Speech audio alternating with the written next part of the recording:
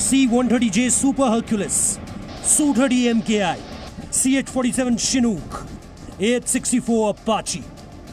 अभी तो ये झांकी है, पिक्चर तो अभी पूरी बाकी है। लद्दाख के आसमान में भारतीय वायुसेना की ताकत को भारतीयों ने छाती फुलाकर देखा तो चीन में इन तस्वीरों को देखते ही चीन के हर सैनिक के दिमाग में डर पहले से और ज्यादा बढ़ गया। आज रसद लेकर C-130J सुपर हर्क्यूलिस जब उतरा तो यह बात साफ हो गई कि भारत और चीन के बीच सर्द होते लद्दाख में इस बार गर्मा गर्मी बनी रही। तस्वीर हर्क्यूलिस तक ही नहीं रुकी, बल्कि यहाँ से फॉरवर्ड पोस्ट पर ले जाने के लिए जमीन पर शिनूक जो था, ये तो हुई इन कार्गो विमानों की बात। लेकिन कहानी यहाँ भी खत्म इसलिए नहीं होती क्योंकि इसके बाद आसमान में दिखा Su-30 MKI, जो निगरानी कर रहा है सरहदों की, जिसकी गर्जना चीन के सैनिकों को डरा रही है। और इसके साथ साथ आसमान में दिखा दुनिया का सबसे आधुनिक हेलीकॉप्टर AH-64 अपाची। हजार शब्दों पर हावी होती है एक तस्वीर। चीन की चिंता को 7वें आसमान पर पहुंचाने के लिए फिलहाल ये तस्वीरें काफी है।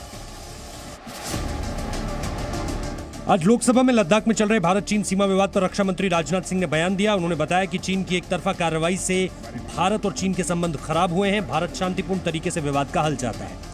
रक्षा मंत्री राजनाथ सिंह ने यह भी कहा कि लद्दाख में सैनिकों ने देश के लिए सर्वोच्च बलिदान दिया और आगे भी चीन से निपटने के लिए भारतीय सेना पूरी तरह से तैयार है।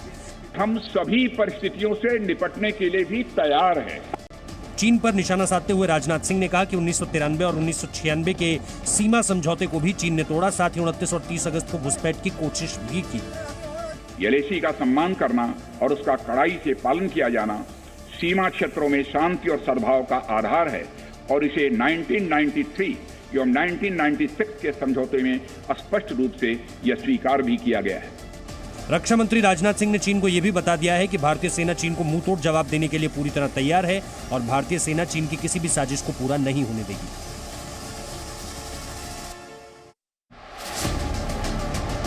भारत और चीन के एलएसी पर जारी तनाव पर रक्षा मंत्री राजनाथ सिंह ने आज विस्तार से लोकसभा में बयान दिया, जिसके बाद विपक्ष ने सरकार को घेरने का काम शुरू कर दिया और बयानों की छड़ी लगा दी। राहुल ने ट्वीट कर लिखा कि रक्षा मंत्री के बयान से साफ है कि मोदी जी ने देश को चीनी अतिक्रमण पर गुमराह किया। हमारा देश हमेशा से भारतीय सेना के साथ खड़ा था, है और रहेगा। लेकिन मोदी जी, आप कब चीन के खिलाफ खड़े होंगे? चीन से हमारे देश की जमीन कब वापस लेंगे? चीन का नाम लेने से डरो मत। कांग्रेस के प्रवक्ता रणदीप सुरजेवाला ने ट्वीट कर कहा, माननीय राजनाथ जी, देश सेना के साथ एकजुट है, पर यह बताएं कि चीन ने हमारी सरजमीन पर कब्जे का दुस्साहस कैसे किया। मोदी जी ने चीन द्वारा हमारे क्षेत्र में घुसपैठ न करने बारे में गुमराह क्यों किया? चीन को हमारी सरजमीन से वापस कब खदेड़ेंगे? चीन को लाल आंख कब दिखाएंगे? इसके बाद बारी थी असदुद्दीन ओवैसी की। ओवैसी ने ट्वीट कर कहा कि राजनाथ सिंह का देश के नाम संबोधन सिर्फ एक घिनौना मजाक था और कुछ नहीं। उन्होंने ये भी कहा कि मुझे इसके बाद सवाल पूछने नहीं दिया गया, मौका मिलता तो जरूर सवाल पूछता। देश भर में कोरोना के लगातार बढ़ते आंकड़ों ने सरकार की चिंता बढ़ा दी है। हालांकि पिछले 7 दिनों में 76 लाख टेस्ट भी किए गए। स्वास्थ्य सचिव राजेश भूषण ने आज जानकारी देते हुए कहा कि हमने टेस्टिंग की क्षमता बढ़ाई है। हमने पाया है कि टेस्टिंग की जो संख्या है वो बढ़ी है। आप देखेंगे कि 7 जुलाई को हमारे 1 करोड़ टेस्ट थे देश भर में और हमें 27 दिन लगे 1 करोड़ टेस्ट और बढ़ाने में। राजेश भूषण ने बताया कि अभी तक देश भर में 38 लाख से ज्यादा मरीज ठीक हो गए हैं, जो दुनिया में सबसे ज्यादा है। देश भर में केवल 4 ही राज्य ऐसे हैं जहां कोरोना के 50,000 से ज्यादा एक्टिव केस हैं। उत्तर प्रदेश में कोरोना के आंकड़े तेजी से रफ्तार पकड़ रहे हैं। राज्य में सप्ताह दर सप्ताह केस बढ़ रहे हैं। वहीं महाराष्ट्र में मौत के मामले भी बढ़ रहे हैं। हालांकि प्रति मिलियन आबादी के हिसाब से भारत सबसे कम मृत्यु दर वाले देशों में से है। वहीं केंद्र सरकार ने दिल्ली में कोरोना पर काबू पाने के लिए और टेस्ट बढ़ाने की बात कही है।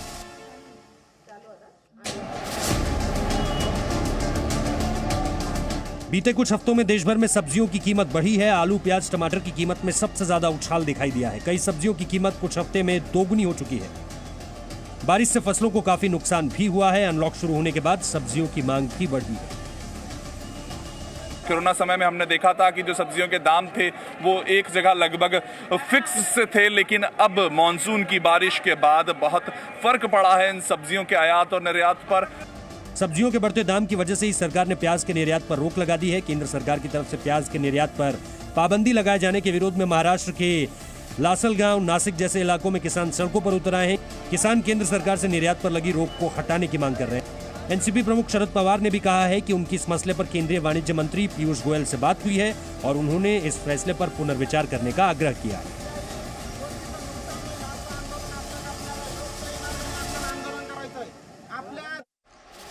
राज्यसभा सांसद जया बच्चन ने आज संसद में फिल्म उद्योग का मुद्दा उठाया। जया बच्चन ने कहा कि फिल्म उद्योग को बदनाम किया जा रहा है। जया ने बीजेपी के सांसद रवि किशन पर निशाना साधा और कहा कि कुछ लोग जिस थाली में खाते हैं उसी में छेद करते हैं। उन्होंने ये भी कहा कि सोशल मीडिया के जरिए फिल्म उद्योग को बदनाम किया जा रहा है। One of our members in the Lok Sabha spoke, who is from the industry, against, I'm not taking a name, against the film industry. It's a shame. जिस थाली में खाते हैं उसमें छेद करते हैं। इस पर कंगना ने ट्वीट करके जया बच्चन से कई सवाल भी पूछे। वहीं रवि किशन ने भी कहा कि जया जी से ये उम्मीद नहीं थी। मैं सेंट्रल हॉल में उनके पैर छूता हूं। हमें लगा था कि वो अपना समर्थन जरूर देंगी। जया जी हमारी सीनियर है। मुझे लगा था मेरे कल के वक्तव्य पे जो हमने पार्लियामेंट में बोला था, हमको जया जी आज समर्थन देंगी, क्योंकि ये फिल्म इंडस्ट्री में सारे लोग ड्रग्स नहीं करते हैं। एनसीबी ड्रग्स मामले में हर रोज नए खुलासे कर रही है और इस मामले में आज रिया के ड्रग नेटवर्क पर एनसीबी ने बड़ा खुलासा किया। सूत्रों के मुताबिक रिया चक्रवर्ती ड्रग्स कार्टेल से बात करने के लिए अपने फोन के साथ ही दूसरा फोन भी इस्तेमाल कर रही थी। ईडी ने रिया के सारे फोन जब्त कर लिए हैं, लेकिन रिया ने अपनी मां का फोन ईडी को नहीं दिया था। अब जब एनसीबी शोविक के लिए रिया चक्रवर्ती के घर पहुंची और घर में सर्च ऑपरेशन के दौरान उसे दूसरा फोन बरामद हुआ। आरोप है कि यह फोन रिया चक्रवर्ती की मां संध्या चक्रवर्ती के नाम पर है। रिया चक्रवर्ती की इस मोबाइल से कई ऐसे लोगों से चैट हुई थी जो अब ड्रग कार्टेल की जांच के दौरान एनसीबी के राडार पर है। सूत्रों का दावा है कि रिया चक्रवर्ती ने जांच एजेंसियों से अपने दूसरे मोबाइल हैंडसेट की जानकारी जानबूझकर छिपाई। ये वो मोबाइल हैंडसेट था जिसके जरिए रिया चक्रवर्ती कथित तौर पर ड्रग्स कार्टेल के कई पेडलर्स के साथ लगातार कांटेक्ट में थी। एनसीबी के अधिकारियों ने जब रिया चक्रवर्ती के घर पर छापेमारी की, तब उनके हाथ ये मोबाइल हैंडसेट लगा जो उसकी मां संध्या चक्रवर्ती के नाम पर रजिस्टर्ड है।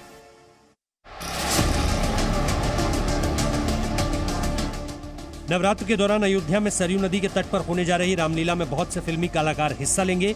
इन कलाकारों में से ज्यादातर दिल्ली में लाल किले के सामने होने वाली ऐतिहासिक रामलीला का हिस्सा रहे हैं और कई वर्षों से वहां अभिनय कर रहे हैं।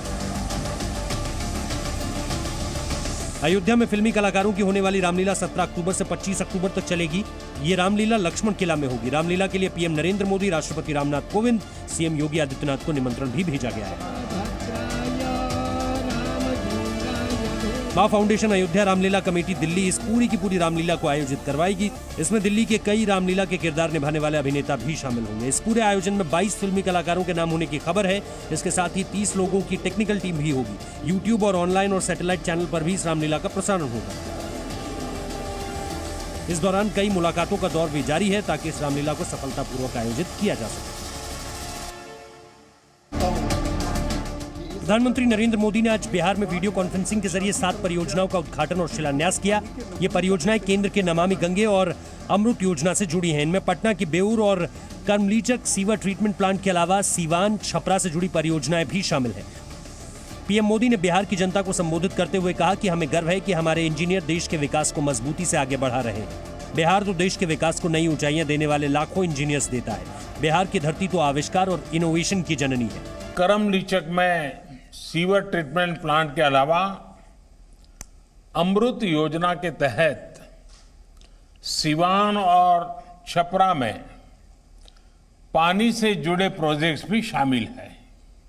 पीएम मोदी ने यह भी बताया कि गंगा जी की स्वच्छता को ध्यान में रखते हुए ही बिहार में 6000 करोड़ रुपए से अधिक की 50 से ज्यादा परियोजनाएं स्वीकृत की गई हैं। सरकार का प्रयास है कि गंगा के किनारे बसे जितने भी शहर हैं, वहां बड़े बड़े गंदे नालों का पानी सीधे गंगा जी में गिरने से रोका जाए।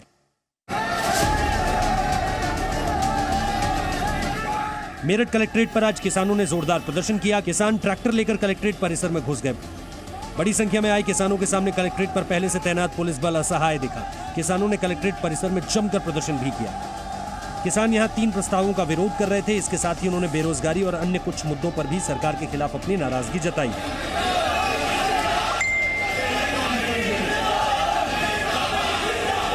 ट्रैक्टर ट्रॉली लेकर कलेक्ट्रेट में जबरन घुसते समय गेट पर टक्कर मारी।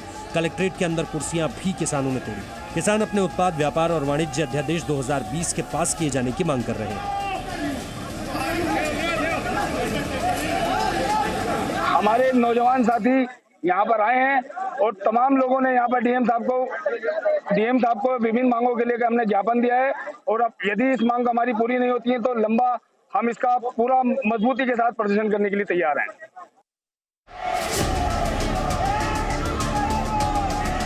केरल के कोझिकोड में केएसयू कार्यकर्ताओं ने आज जमकर विरोध प्रदर्शन किया। इन कार्यकर्ताओं ने जिला कलेक्टर कार्यालय के सामने प्रदर्शन किया। ये कार्यकर्ता मंत्री केटी जलील के इस्तीफे की मांग कर रहे थे। केएसयू कांग्रेस पार्टी का एकमात्र छात्र संघ है।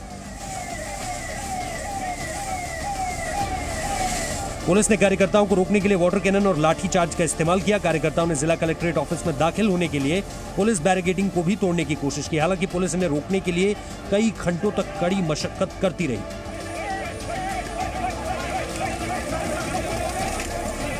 बाद में केएसयू के ये कार्यकर्ता सड़क पर ही धरने पर बैठ गए, जिससे आने जाने वालों को काफी परेशानी का सामना करना पड़ा।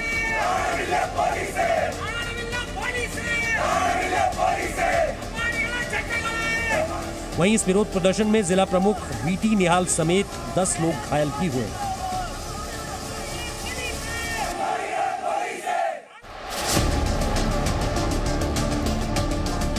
मंगलुरु की 16 साल की आदि स्वरूपा ने दोनों हाथों से एक साथ लिखने का एक्सक्लूसिव वर्ल्ड रिकॉर्ड कायम किया है। आदि स्वरूपा ने 1 मिनट में दोनों हाथों से 45 शब्दों को लिखने का रिकॉर्ड बनाया है। मैं 16 साल की उम्र में आदि स्वरूपा एक नहीं, दो नहीं, बल्कि 10 अलग अलग तरीकों से दोनों हाथों से एक साथ लिख सकती है। चाहे आंखों पर पट्टी बांधकर लिखना हो या शीशे में देखकर, आदि स्वरूपा हर तरह से अपने इस हुनर में निपुण है। आदि स्वरूपा ने अपनी इस बहुमुखी प्रतिभा से पूरे विश्व में देश का नाम रोशन किया है। This year I've set a record with writing in my both hands. So there are 10 different types. I can write in 10 different types.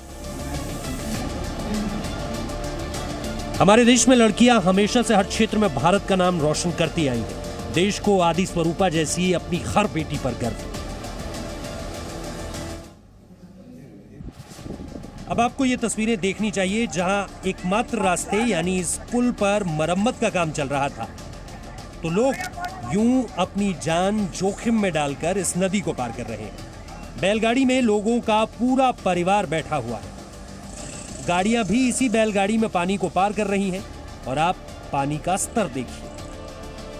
बस गाड़ी पलटी नहीं कि हाल क्या होगा यह हर किसी को पता है। इसके अलावा ट्रैक्टर की मदद भी ली जा रही है। ट्रैक्टर में भी जमकर बाइकें भरी जा रही हैं और इसके साथ साथ लोग भी यहां बैठ रहे हैं। लेकिन हालात कितने खराब हैं वो आप इन तस्वीरों में देख सकते हैं। गाड़ियों का तांता लगा हुआ है और बाइक तो पूछिए मत। लेकिन प्रशासन को इन तस्वीरों से कहां कोई लेना देना, नहीं तो ऐसे हालात क्यों होते। हालांकि हमने प्रशासन से भी इस पूरे मामले में जानकारी चाहिए। प्रशासन ने क्या कुछ कहा, सुनिए। Presenting B News app, available on Google Play and App Store. Download it now.